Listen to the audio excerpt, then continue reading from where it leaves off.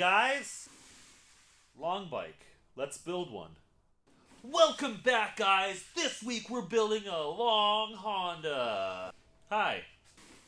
45 over. Don't come over. So dumb. I'm gonna build a long bike. This is my 2004 Honda Shadow 600, and I love riding this bike, but it's a 600 Honda. It's 41.5 inches over, actually. I measured it yesterday to this thing. I just picked that up a couple weeks ago for $750. It's a 2750 Honda. What better thing to do than to make it 11 feet long? And now I know you're probably asking yourself, but Cole, why not finish your shovel head? Why not finish your GS1000? Because guys, they're not 11 feet long. What do you think we're doing here? But actually, I planned for the shovel head to be a show bike, and I don't want to daily it. Embarrassingly enough, I had a bunch of footage recorded of me picking the bike up. I went and grabbed my frame jig from my buddy Brian's place. He did a bunch of sweet burnouts and donuts, but I forgot to turn the audio on the camera. I had video of me tuning the carbs on this thing, because when I first bought it, you couldn't give it any throttle. As soon as you gave it any throttle, it would choke out and die. And now it runs okay, not great, but we're headed in the right direction. I plan to completely cut the frame apart. We're not using the swing arm, we're not using that great big square tubing backbone, like that's going to be all replaced. I think about a 3-up, 49-degree rake, stock rear section dimensions, hardtail of course. For the hell of it, I'm going to go 45 over. I have my GS1000 frame jig that I built for it. None of it's going to work, so I pretty much have to remake the frame jig. For this bike specifically, I'm going to try to spend as little money as possible. I'll document the cost spent as best as I can. Yeah, just going to pull some parts off the shelf and see what we can do. We got risers and grips and a throttle. I'm either going to use these. What the fuck are even these? Where did those come from? Okay, so these bars or these ones. Because I think long bikes with ape hangers are the sickest thing ever. I'll put a picture of my Honda. What the fuck is this wheel? No, this isn't the one. Actually, this would work. 9-spoke Harley wheel. It's all fucked up, dinged up. Maybe that, or... Now, my original plan for wheels was I was going to put this tire on this snowflake, this GS1000 snowflake. But I got to thinking last night, how cool, or weird, I guess, how weird would it be to run the stock 17 that's on here? I like that idea. Let me know what you think. And if I did run the 17, I would shave all the brake mounts off the side, like I did on the 600 over there. These bikes come with a 170 wide rear tire, and I was originally just gonna run it to save some money, but I can't bring myself to do it. Just way too wide. They make a 150 wide tire. They're pretty cheap. Just gonna throw that on there. Also, I pulled this tank off the GS1000. It's a axed, really, really narrow tank. It's got a mid-tunnel on it.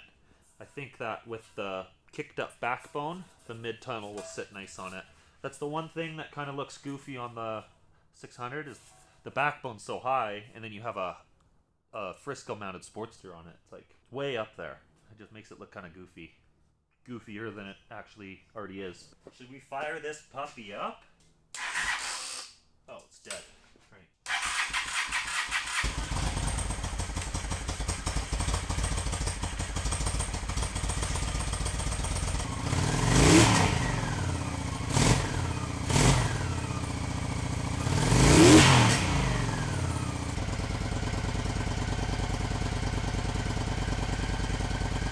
So quiet. It's nice. It's a great way to fill the garage full of exhaust. It's 11:26 a.m. I'm going to see how long it takes me to rip this thing apart. Step 1, oil. I wish this wasn't up there so I could put that up there. Ow. Just make a ramp. I don't think it needs to go up that high. You're just using your noodle.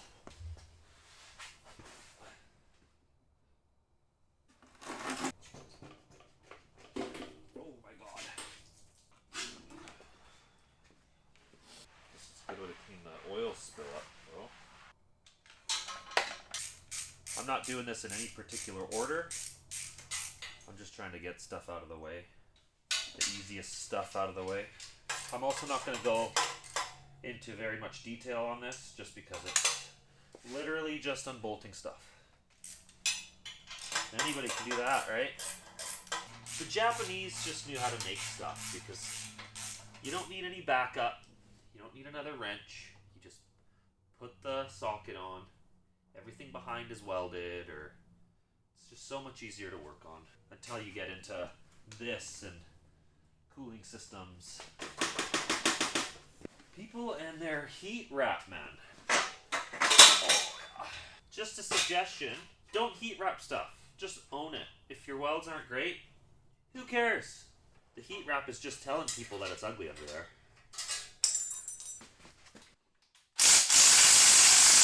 Wow.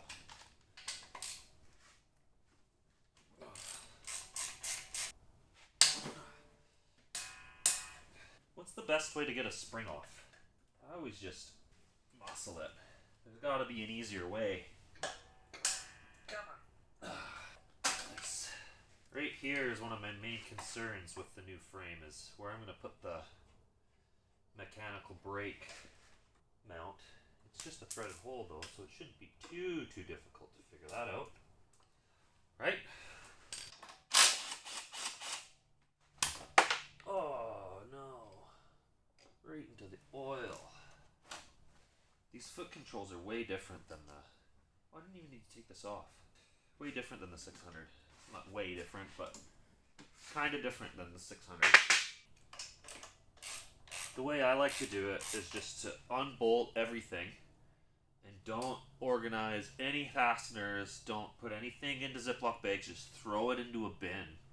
And then when you're going to put it back together in the end, you just get to struggle for like a couple days figuring out where everything goes, where all the washers are. Like I'm probably going to forget to pull that washer out of the oil. Kind of just makes for an adventure. Now what? Now I'm going to start doing something that I don't recommend everybody do, but I'm just going to start hacking apart the wiring harness. Because I got a buddy, Jordan, who I'm going to try to convince to come help me wire this thing. Because he's a windmill technician. Buddy's a wizard with the wires, if you know what I'm saying.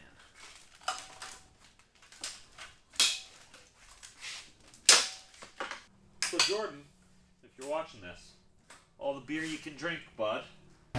Buddy, the stock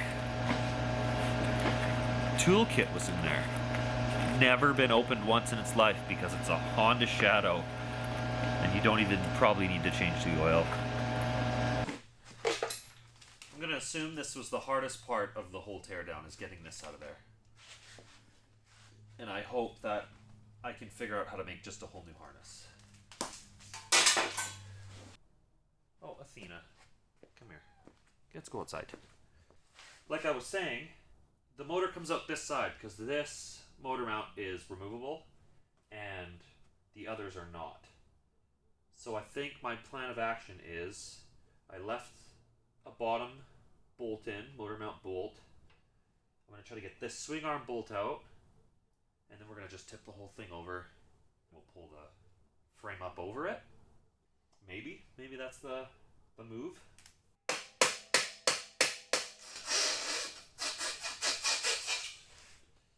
I'm about to disconnect the swing arm. We'll see what happens here. Absolutely nothing.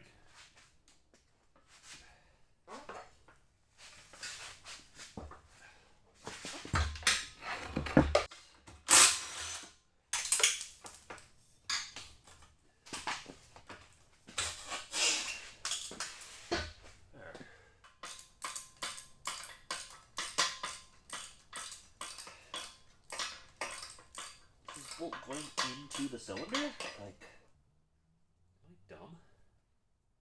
Well, now I can't pick it back up.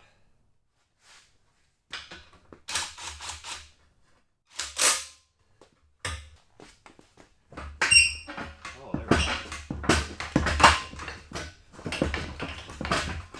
Oh yeah, there we go.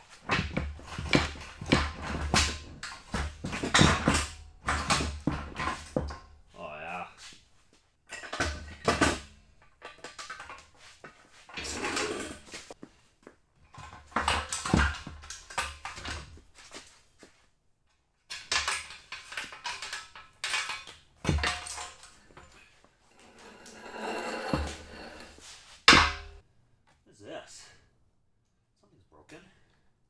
Randomly zip tied on. Nice. Zip ties are the proper fix. When things are falling off, you just zip tie them back on. You don't need to get a bolt. Alright. Engine removed. Now I think this headlight is just held in by the clamps. Can't see anything else holding them in.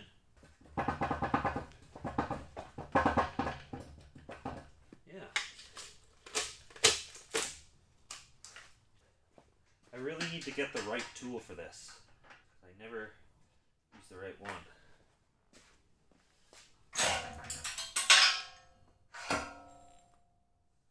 So it is 1:48. The whole bike's completely stripped down. I have a garbage pile. Not much is in the keep pile. That's it for this episode. The next time you see me, I'll be messing around with the frame jig and the frame. We're going to cut that apart and get that thing situated. Like and subscribe and whatever. And see you next time.